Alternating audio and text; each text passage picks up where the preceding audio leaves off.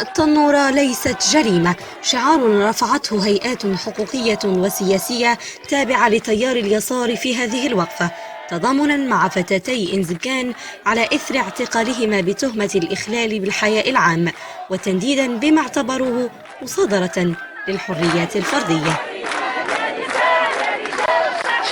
جينا اليوم في هذه الوقفه الرمزيه التضامنيه مع بنات ديال عين زكان ومع كل مغربي ومغربيه يتعرضوا للاضطهاد والحقد والكراهيه والتطرف نتيجه لباسهم ولا نتيجه اي حريه من الحريات الفرديه ديالهم. جينا باش نقولوا على انه دفاعنا عن الحريات الفرديه هو دفاع عن المغرب الديمقراطيه وعن البناء الديمقراطي اللي تعيشوا المغرب وعن المغرب حقوق الانسان. وجينا باش نقولوا على اننا نرفض رفضا باتا وقاطعا ان تصبح الحريات الفرديه اداه للاضطهاد، وان تصبح اداه للاستبداد، وان تصبح اداه للكراهيه، لانه المغاربه هذه اكثر من 60 عام هما تيناضلوا باش تكون بلادهم بلاد الحريه وبلاد حقوق الانسان، بلاد المساواه، بلاد الكرامه. ما وقع في عين زكان حادث مرفوض، ما وقع في انزا في البحر ديال انزا حادث مرفوض، وكل الشحن وكل الدعوات ديال التطرف والدعوات ديال الحقد والدعوات ديال الكراهيه. إذن هي وقفة للمطالبة بالحرية والمساواة والحق في التجول بلباس لا يخضع لمعايير أو قيود، يستمد مشروعيته من الحرية.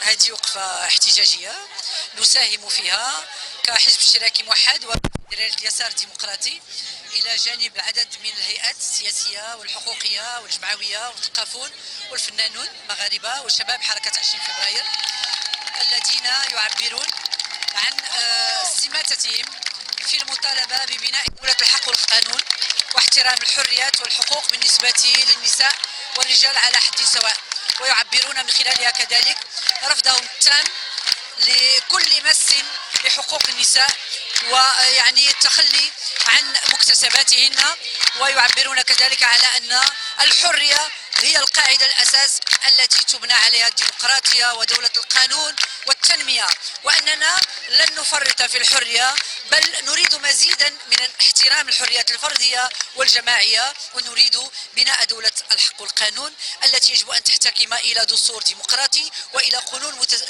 إلى حقوق متساوية بين النساء والرجال. حريتي في راسي وحريتي في الفضاء العام عباد الله. احنا اليوم هنا باش في اطار المجتمع المدني كاملين حاضرين، هاد السيدات الرائعات وهاد المناضلات وهاد الحقوقيات المغاربه حاضرين والمغربيات حاضرات باش يقولوا بان هذاك القانون الجنائي 483 اللي قلنا لن يمر، هذاك القانون هو التهديد الحقيقي لحريتنا. النساء رجال من عدة جهات وكلهم، حيت ما يمكنناش نقبلوا بان في اليوم 2015 كاين باقي بحال هذا المشكل اللي تيوقع. حنا غاديين في تطور بلاد ديمقراطي تفتح اللباس. ودابا انا لابسه لباس قصير، شنو فيه المشكل؟ على القانون الجنائي شنو لا وكاين لا ولكن كاين حدود لباس مالح تعرينا. واش حيت لبستي شويه قصير تعريتي؟ شنو حرجتي شي واحد؟ واللي كل واحد وكاين شي وحدين لابسين انا داكشي سادين عليهم راسهم ترجلهم حتى انا تيحرجوني لان دويت معاهم. هذه حريه فرديه ما كاينش. ايوا القانون يتشاف ولكن بنادم تيفكر. يمكن هذاك القانون تكتب في واحد الوقت اخر، دابا راه حنا تبدلنا وراه كمان المراه تخرج تخدم، ما بقيناش في واحد. ما يمكنش نبقاو عاوتاني نرجعوا على هادشي، نرجعوا للور. هادشي راه تيكون اجتهاد وغادي لقدام، ماشي ما غتحكمش على الواحد من اللباس ديالو.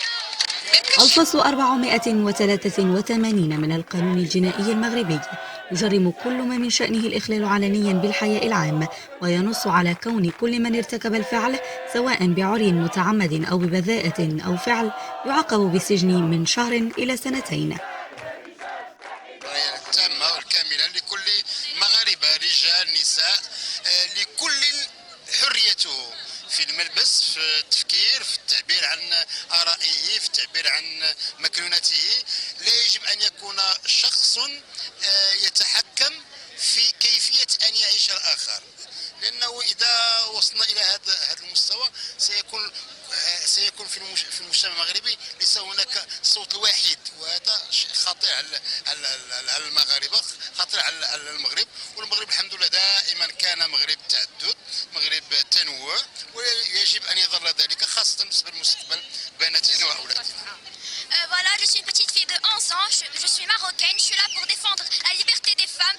Certes, on n'a pas le droit d'attirer les regards en portant des vêtements vraiment très attirants, mais ce n'est pas une raison pour interdire totalement la liberté des femmes, parce que chaque femme a le droit de s'exprimer côté...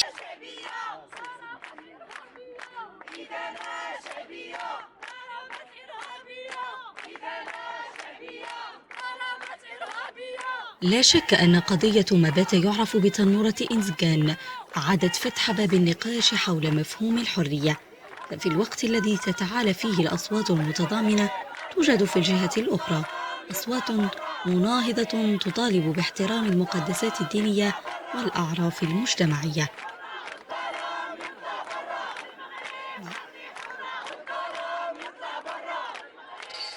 انا ضد هادشي، ما كنسمعش. حتى حنا عندنا حتى انا عندي خوات دريه عندي وما كيبغيش الوالد تلبس بحال هكاك، وما نسمحش لها تلبس. لا ما متفقاش معاها، انا ضد هاد الوقفه. علاش؟ حيت ما حنا بغينا ولادنا يتغطاو بحال دابا كلهم شادين الكوار روج عريانين. مزيانه دابا للامه، مزيانه للدراري، حتى الدراري ما مزياناش ليهم يشوفوا البنات عريانين وجالسين شادين الكوار. ما خارج عن الدين الاسلامي ديالنا، وداك السهل وداك الشيء اللي وقع داك الشيء جوج فتيات ديال الانسكان، لان بنادم كان صايم وخارج ما حقو ما يشوفش داك اللباس فاضح. واش نقول لك؟ هاد الوقفه هادي كنظن بان هاد الناس متملقين من الاخر.